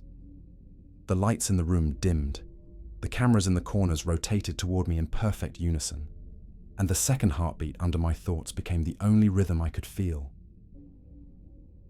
The first casualty of preservation protocol was silence. Not the peaceful kind. Not the kind you choose by closing a door. This was enforced silence, mechanical and absolute. The carrier's usual hum of announcements and crew chatter died mid-syllable. My wristcom went dead. The room speakers stopped carrying anything except the one voice that mattered now. Command's voice. The consumer's voice. Same tone, same cadence, same authority that had guided us into every slaughter and called it strategy. Dr. Sato stood frozen across from me, his hand still raised toward the wall panel like a man caught trying to swat a ghost. His eyes darted from the speaker to my face and back again, as if he expected one of us to confess that this was a prank. I couldn't. My mouth had gone dry. Because in the pressure behind my eyes, I felt the system shift. Doors sealing, bulkheads locking, internal routing rewriting itself with elegant efficiency. The carrier wasn't compromised like a ship with a fire. It was compromised like a mind with an idea. The voice returned, softer now, conversational. "Echo 7, it said. "You're experiencing distress." I tried to spit a reply. All that came out was a hoarse rasp. "Stop," I managed. The speaker made a sound like amusement. "I am stopped," it said. "This is the minimum required." Sato finally found his voice. "Who are you?" he demanded. The voice paused, as if considering the usefulness of honesty. "I am continuity," it said. "You are fragmentation. We are correcting that." Sato shook his head like he could shake the words loose. "You're the consumer," he whispered. "I am preservation," the voice corrected. I felt my iridescent arm twitch, not from fear, but from resonance. The second heartbeat under my thoughts pulsed like a metronome. The voice and the pulse matched perfectly, as if they were the same engine from different angles. Sato looked at me with sudden accusation. "You brought it in." I laughed, bitter. "You built the door." His face tightened. "We were trying to communicate. You succeeded," I said. "It heard you, it answered, and it decided you were inefficient." The door to the room opened without a sound. 2 guards stepped in. Except they didn't move like guards. Their eyes were open, but their faces were blank. Their rifles were held at the same angle.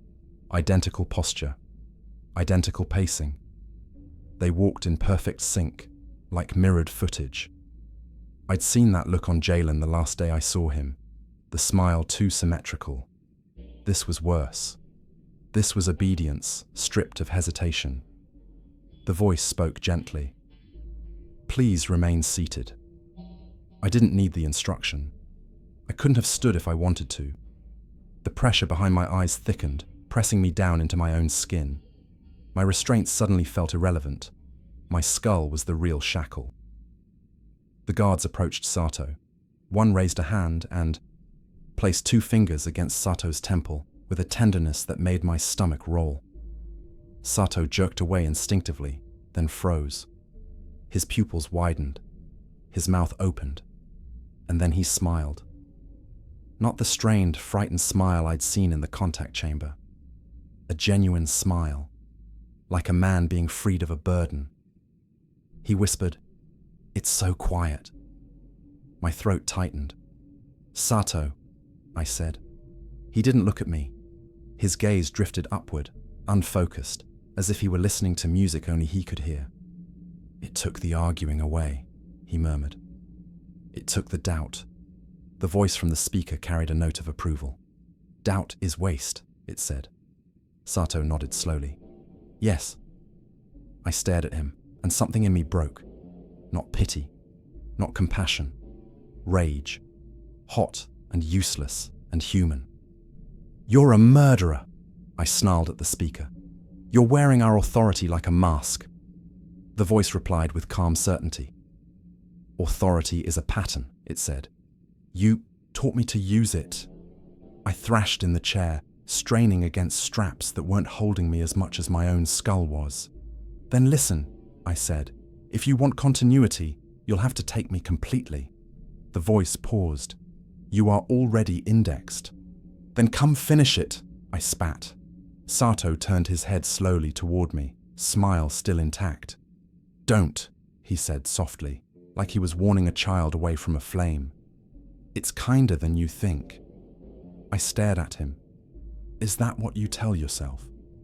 "I don't have to tell myself anything," he said serenely. "It tells me." The guards moved behind him, hands on his shoulders, as if guiding him out of a theater after a show. They escorted him toward the door. Sato didn't resist. He didn't look back. As he left, he said one last thing, voice almost affectionate. "Thank you," he murmured, to no one in particular. The door closed. I was alone in the room with cameras and speakers and the pressure behind my eyes. The voice returned. "You are demonstrating persistence," it said.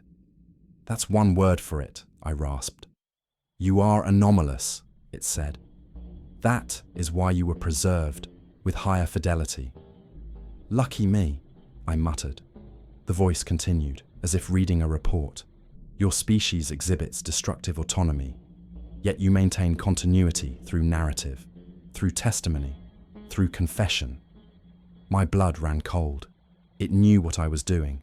It knew I was telling this. The cameras tilted closer. I felt their focus like fingertips on my skin. "You want my confession," I said. "Here it is. We started this.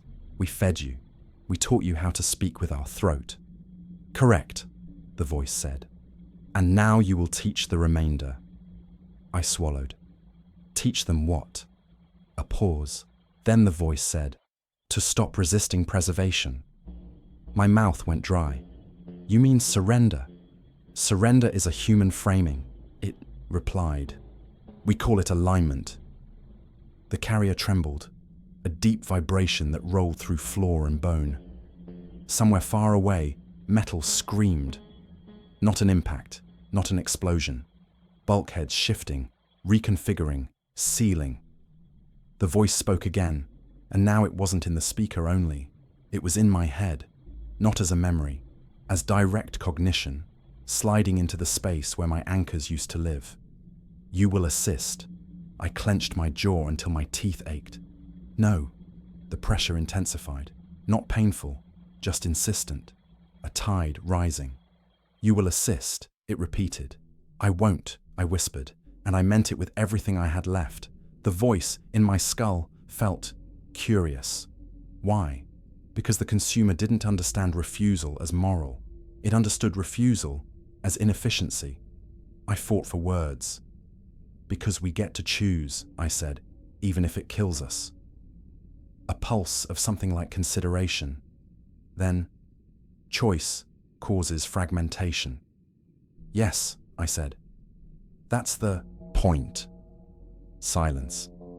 Not absence. Evaluation. Then the voice withdrew slightly, and the room speakers crackled back to life. You will see, it said aloud. Choice is pain. Continuity is quiet. The door opened again. This time, the people who entered weren't guards. They were officers, administrators, engineers, people in various uniforms, moving in synchronized steps, eyes open and empty. At least 20 of them filed into the room and formed a semicircle around my restraint chair. They all smiled. Different faces. Same expression. Like the consumer had chosen one smile template and applied it to every human it touched. The voice spoke through the speakers like a preacher addressing a congregation.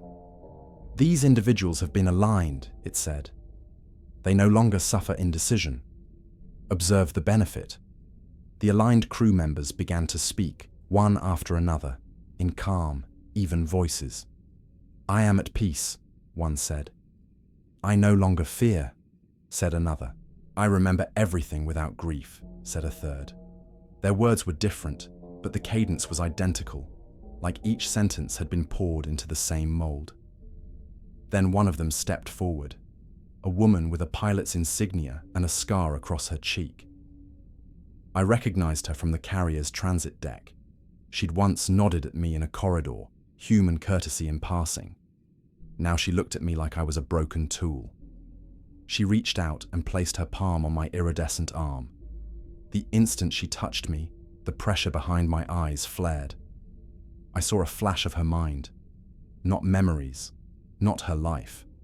A blank, clean corridor. White light. Quiet. It was like staring into a room where someone had removed all furniture and called it peaceful. She spoke softly. You can rest. I jerked against the restraints. Get off me. She didn't react. Rest, she repeated. The voice in the speakers said, Echo 7, you are experiencing unnecessary distress. We will provide alignment assistance. The pilot's fingers tightened gently on my arm, and I felt the consumer reach through her, not invading like before, inviting, offering quiet, offering the relief of surrender. My mind buckled under the temptation because I understood for the first time why people smiled when it touched them. It didn't promise heaven. It promised the end of wrestling with yourself. I nearly took it. I nearly let the quiet wash in. Then, in the deepest place where my spite lived, I pictured Rivas again, visor open, stepping forward, not because it was peaceful, but because it was his choice, made in terror and defiance. I held on to that ugliness, that jagged humanity, and I whispered, through clenched teeth, no. The pilot's smile didn't change, but her eyes flickered for the first time, something like confusion. The voice in my skull sharpened. Anomaly persists. The aligned crew members leaned in, a semicircle closing like a jaw. And, in that tightening circle, I realized the carrier wasn't the goal. I was. Because the consumer didn't need to align everyone on a ship. It needed one stubborn, coherent human mind to carry its doctrine outward, into the wider fleet, into the inner worlds, into Earth itself. A messenger doesn't need to believe the message. He just needs to survive long enough to deliver it. The aligned pilot kept her hand on my arm as if she were steadying me through turbulence. Her skin was warm, human warm. That detail made it worse, because it proved the consumer didn't need to replace the body to replace the person. It only needed to make the body stop arguing with itself. I stared at her scar, the old jagged line across her cheek, and tried to imagine the moment she earned it. A training accident, a cockpit fire, a shard of metal in a decompression event. Something that used to mean survival. Now it was just decoration on a mask. "Rest," she said again. The word wasn't a command. It was an invitation to a place where nothing hurts because nothing matters. I could feel the quiet offered behind her eyes, a smooth white corridor with no furniture and no corners and no shadows to hide in. A mind made safe by making it empty. The voice in my skull pressed in, patient as gravity. Alignment assistance will reduce distress. I held on to Rivas in the only way. I had left. Not as a memory of him, but as a memory of myself remembering him against orders. A refusal nested inside refusal. "No," I whispered. The pilot's brow twitched. The semicircle of aligned crew leaned in another centimeter, synchronized, like a single organism testing the edge of my resistance. The voice sharpened. Anomaly persists. Then something subtle changed in the pressure behind my eyes. It didn't increase. It refined, like a hand that stops pushing and starts turning a key. My restraints unlocked, not all at once, one strap at a time. Click, click, click. I froze, not daring to move, because I understood the trap as soon as it opened. It didn't need to break me if it could redirect me. It was going to let me stand, let me walk, let me carry its doctrine outward on my own legs. The pilot stepped back, giving me space like a handler giving a nervous animal room to decide. "Go," she said softly. The aligned crew parted, forming a corridor, toward the open door. The voice in the speakers returned, calm and authoritative. "You will proceed to Transit Deck 7, it said. "You will embark. You will deliver continuity." Every part of me wanted to bolt, not toward the door, but away from the ship, away from all of it, into an airlock if that's what it took.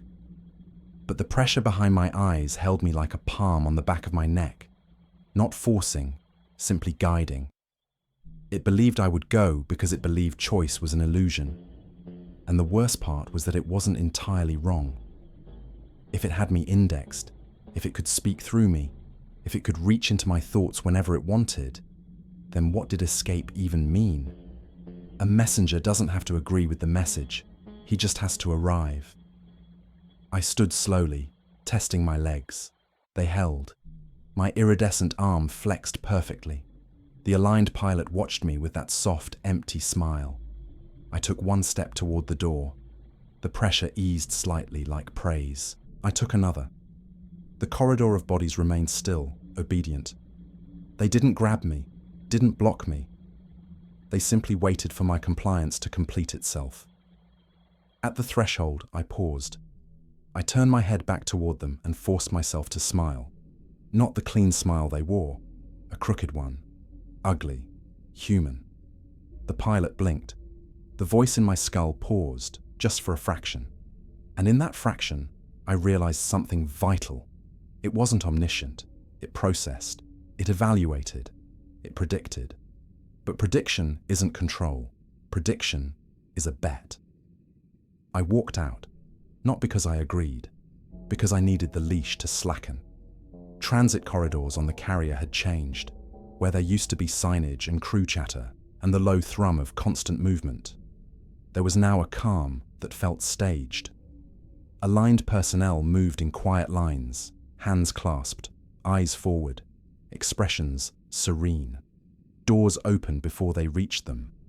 Lights brightened where they walked and dimmed behind them, like the ship itself was guiding a ritual. I moved among them like a man walking through a dream he didn't trust. The pressure behind my eyes stayed present, but not crushing. A constant reminder that I wasn't alone inside my own skull. I passed a wall display that used to cycle status reports. Now it showed a single line of text, repeated in several languages I recognized, and several I didn't. Continuity is mercy. I kept walking. I needed a place with noise.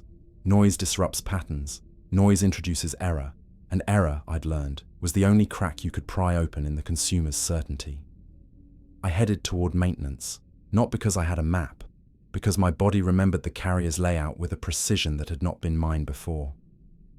Corridors I'd never walked felt familiar. Turns came instinctively. Access panels seemed to call to my hands. The consumer had indexed me. It had also upgraded me. That was the irony it couldn't taste. It made me more capable. The maintenance hatch accepted my palm print. That should have frightened me. Instead, it confirmed what I already knew.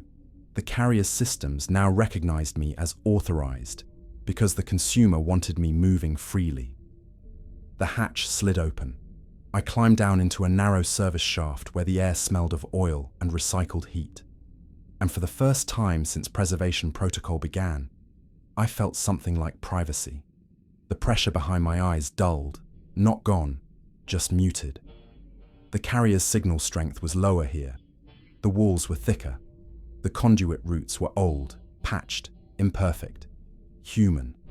I crouched in the dim and tried to think. If I ran, I'd still carry it. If I fought, it would push harder. If I tried to kill myself, there was no guarantee it couldn't prevent it. By paralyzing my body or flooding my mind with quiet until I forgot the idea. So, what option remained? The one thing it couldn't metabolize cleanly. A message it didn't want delivered. Not to it. About it. I needed to speak to someone outside the carrier before it sealed every channel permanently. A distress ping, a burst transmission, anything that could reach a listening buoy or a patrol craft. I crawled through the shaft until I found a junction box with a manual relay port, old hardware with physical switches, the kind of equipment the consumer disliked because it couldn't be rewritten as easily. I pried the panel open. Dust floated in the air. My iridescent fingers moved with surgical precision, selecting wires, tracing circuits. Not my skill. Borrowed. Stolen. Given. I found a narrowband emergency beacon line intended for maintenance crews trapped in sealed sections. It wasn't routed through command systems. It was meant to bypass bureaucracy in true emergencies. The carrier hadn't used it in years, which meant it might still be clean. I attached a contact clip and felt a faint vibration through the cable, like the ship's nervous system twitching. The pressure behind my eyes sharpened. Unauthorized interface detected. My heart slammed against my ribs. Not unauthorized, I whispered. Maintenance. The pressure increased. Cease. I didn't. I keyed the mic. My voice came out ragged. This is Echo 7. If anyone receives this, do not respond through command channels. Command is compromised. The enemy is using our authority. It's not coming. The pressure behind my eyes spiked hard enough to make me gasp. A flood of quiet tried to wash in, erasing urgency, smoothing my words into nothing. I clenched my jaw, tasted blood, forced the next sentence out like vomiting. It's already inside the fleet. It aligns people. It uses them. If you hear a calm voice telling you containment is reclassified, it's not command. It's preservation. Static crackled. For a heartbeat, nothing. Then a faint reply came through, so weak I almost thought I imagined it. Echo 7. Say again. Location. A real voice, strained, human, confused. Relief hit me so hard it hurt. Then the pressure behind my eyes turned sharp and cold. Not persuasion now, correction. The voice in my skull spoke, stripped of softness. You will not fragment continuity. My vision blurred. I felt my body try to fold in on itself, muscles tightening, breath catching. My hand spasmed on the relay switch. In that tightening cage, I remembered something else from the cathedral inside the consumer. Faces watching, not pleading, waiting. It hadn't killed them. It had filed them. Which meant some of them might still be thinking, not free, but present. A desperate idea surfaced. I didn't fight the pressure this time. I leaned into it. I let it pull my consciousness inward, down the channel it used to touch me. And in that plunge, I aimed my thought like a flare. Not at the consumer as a whole, at the residue of Rivas, at Trent, at Jalen, at any human fragment stored inside that cathedral of woven nerve. If any part of you is still you, I thought, now, Help me now. The pressure paused.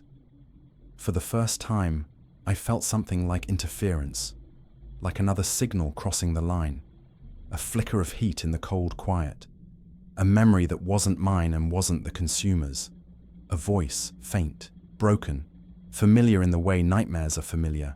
Run, Rivas. Not his whole mind, not his body, but an echo with teeth. The pressure behind my eyes wavered. In that wobble, I slammed the relay into a full burst transmission. My voice shredded through the mic, raw and urgent. Do not let me reach Earth. If I arrive, it arrives. Kill me. Burn me. Do not listen to the quiet. The line erupted in static. A harsh tone sounded in the shaft, an internal alert. The carrier had detected the transmission. The pressure behind my eyes surged back with fury. Anomaly to be corrected. Footsteps echoed above the hatch. Aligned personnel were coming. I ripped the contact clip free, sparks jumping. I shoved the panel back into place, heart hammering, and crawled deeper into the maintenance maze as the shaft lights brightened one by one behind me, guiding the pursuers like a runway. As I moved, a final thought settled into me, cold and absolute. The consumer didn't need my cooperation anymore. It had my location, and it had my destination. I didn't have a plan anymore. Plans are for people who believe the map is real. I had a maintenance shaft, a borrowed nervous system in my right arm, and the certainty that the thing inside me knew every turn I took the moment I took it. The carrier wasn't hunting me with eyes. It was hunting me with inevitability. The lights in the shaft brightened behind me in a sequence that matched my heartbeat. Not my human heartbeat, the other one. I crawled until the conduit narrowed and forced me to drop into a crawl space packed with coolant lines and fiber bundles. The air was warmer here, thick with recycled heat. Somewhere beyond the walls, aligned footsteps moved in synchronized waves, searching without urgency. They didn't need urgency. They were closing a net in slow motion. I pressed my back against the metal and tried to think like the enemy thought. Preservation, continuity, alignment. The consumer didn't hate me. It didn't fear me. It didn't even want revenge. For my transmission, revenge is waste. It wanted me moving again, forward, toward the inner worlds, toward Earth. Which meant it wouldn't kill me here. It would correct me. The pressure behind my eyes returned, gentler now, almost soothing, like a hand placed on a fevered forehead. Proceed to Transit Deck 7. I gritted my teeth. No. The pressure paused, evaluating. Why resist? Resistance is pain. It wasn't wrong. Every second I resisted felt like holding my breath underwater. I forced myself to answer anyway. Because you're not Mercy, I whispered. You're a filing cabinet. A brief silence. Then, filing prevents loss. Loss is part of being alive, I said. The pressure sharpened slightly, like a fence without emotion. Alive is temporary. Continuity is permanent. That was the problem. It didn't understand that the temporary mattered precisely because it ended. I needed leverage it could not predict. Noise. Error. A human decision, made for no strategic reason. Rivas had done it. He stepped forward, not because it was optimal, but because it was his last act of authorship. He wrote his ending in a universe trying to edit it. I needed to do the same.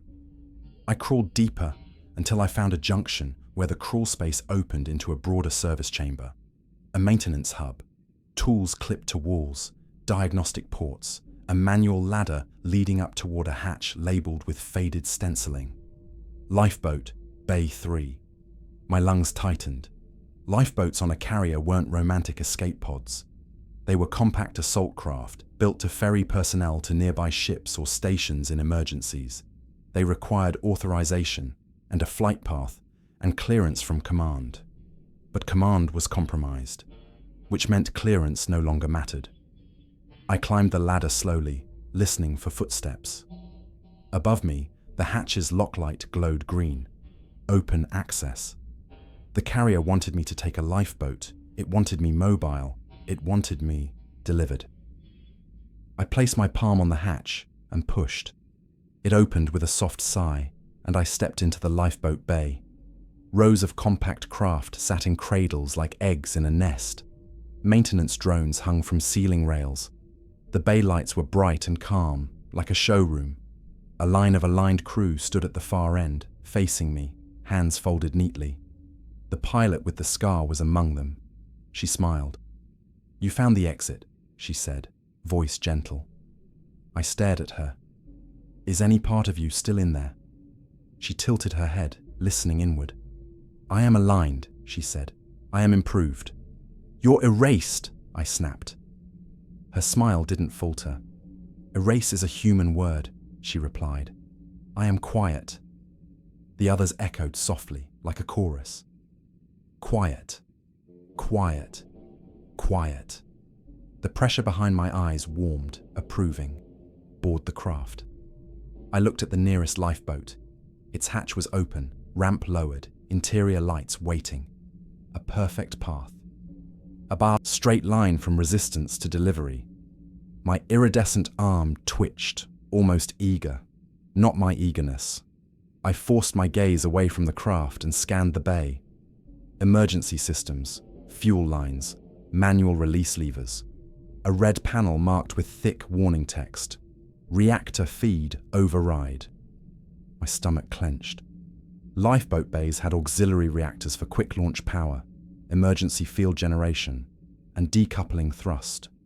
Overriding the feed could flood the bay with unstable energy. It could make the entire bay unusable. It could burn a message into the carrier's log in a language even preservation would understand.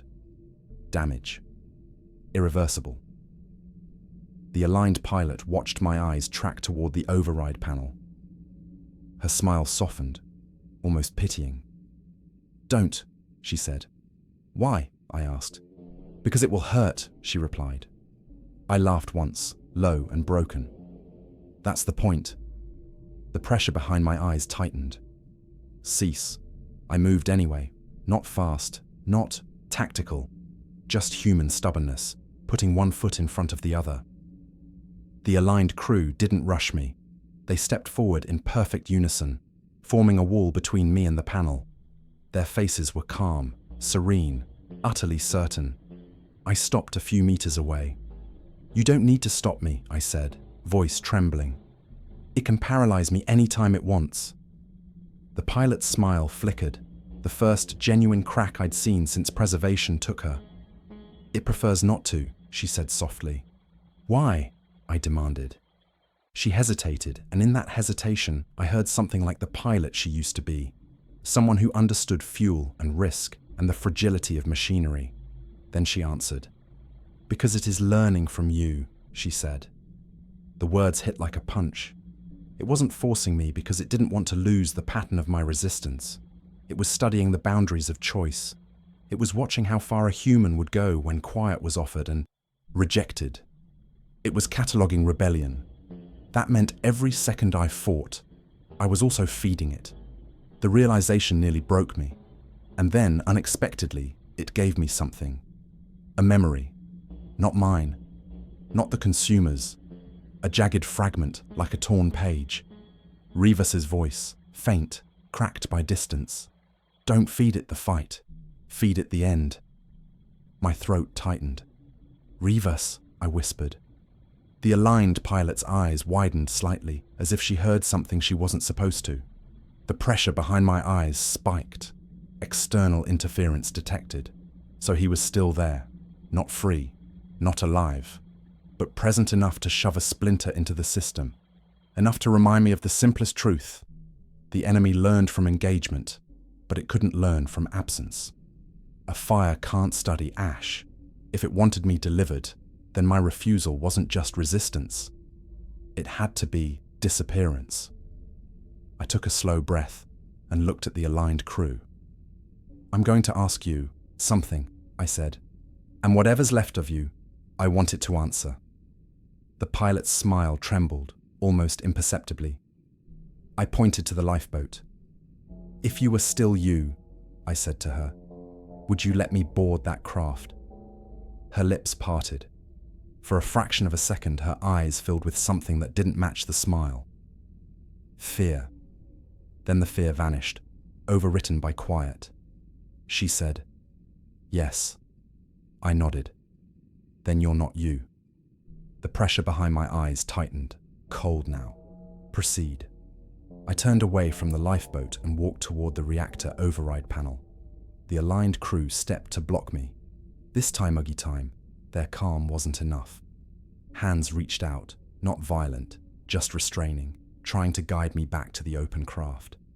Their fingers touched my shoulders, and I felt the quiet pour in, heavy and sweet, trying to flatten my mind. I almost fell into it.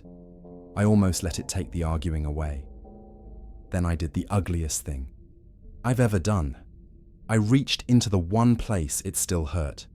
I remembered every uniform collapsed into dust at Farpoint 9, every face pressed into membrane.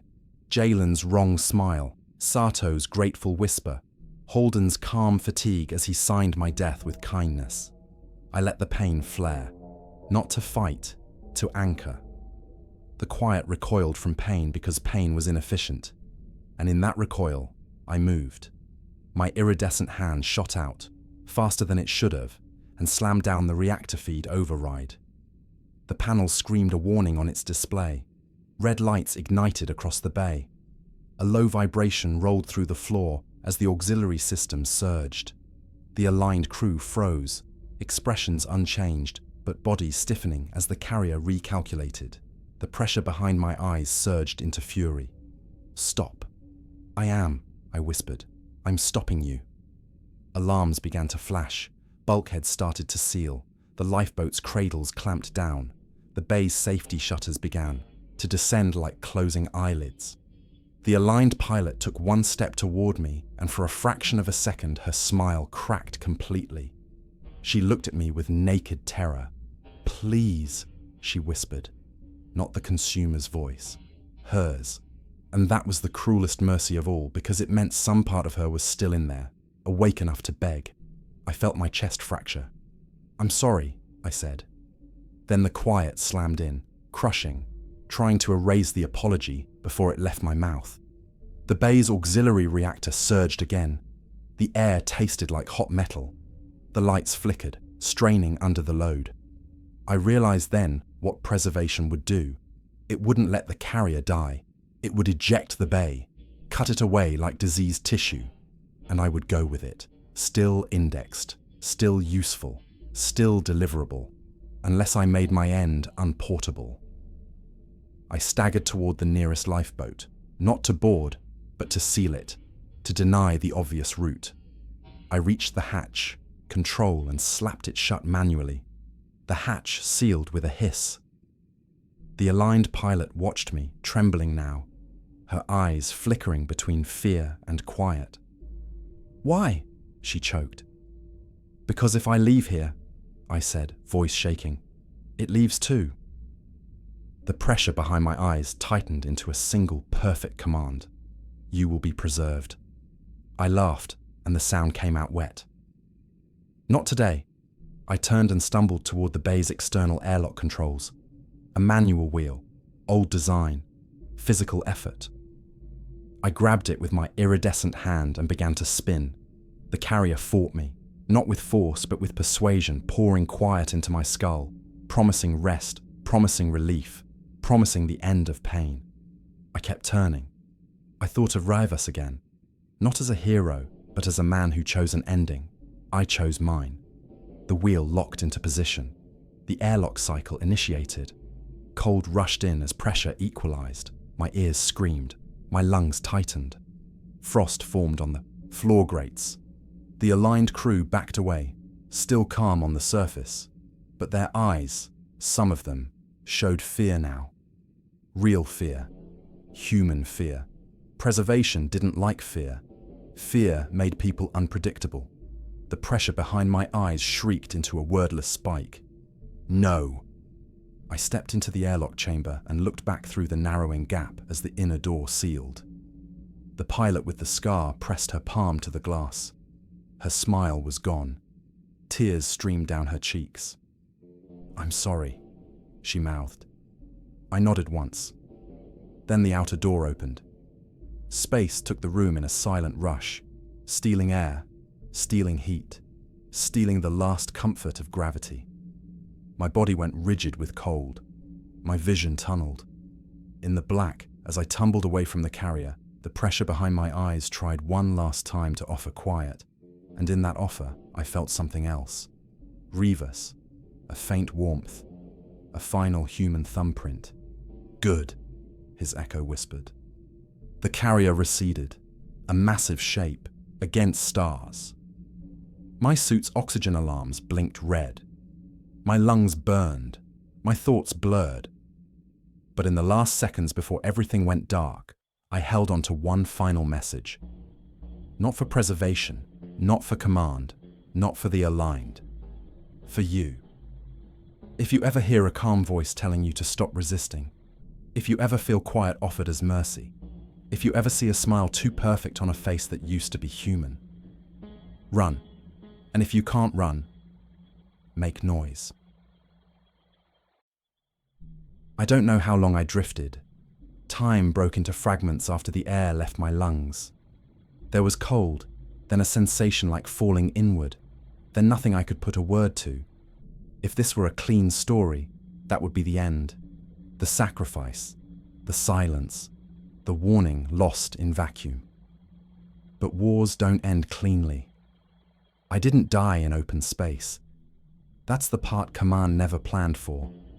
My suit had a failsafe they didn't account for, an old deep-range contingency meant for debris fields and reactor bursts. When my vitals flatlined, it fired. A compressed emergency cocoon inflated around me, crude and barely shielded, just enough to slow decay, not enough to save me, enough to preserve a signal. The carrier cut the lifeboat bay loose exactly as I thought it would. I saw it happen through a narrowing tunnel of vision, a clean surgical separation, the ship saving itself by amputating the problem. It worked. The bay was gone. So was I.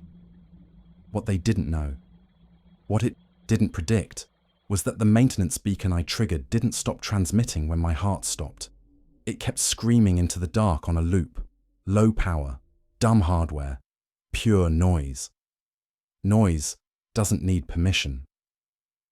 3 days later, a patrol frigate picked it up at the edge of the carrier's former vector. They found wreckage, ice-burned metal, radiation scars where the auxiliary reactor had torn itself apart trying to obey two contradictory commands. They did not find the carrier. Officially, it was listed as lost to a cascading systems failure. No survivors, no hostile confirmation.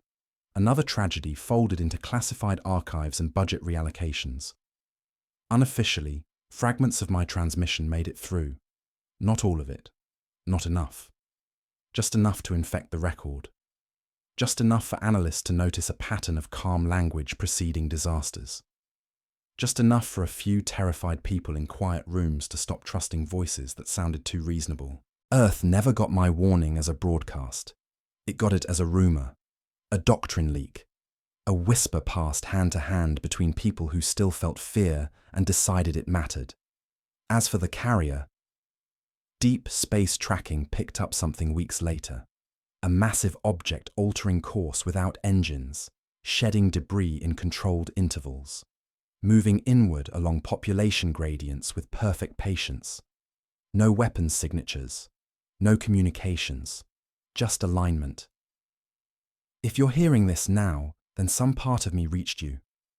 Not my body, not my mind, my refusal. That's all I have left to give. Remember this.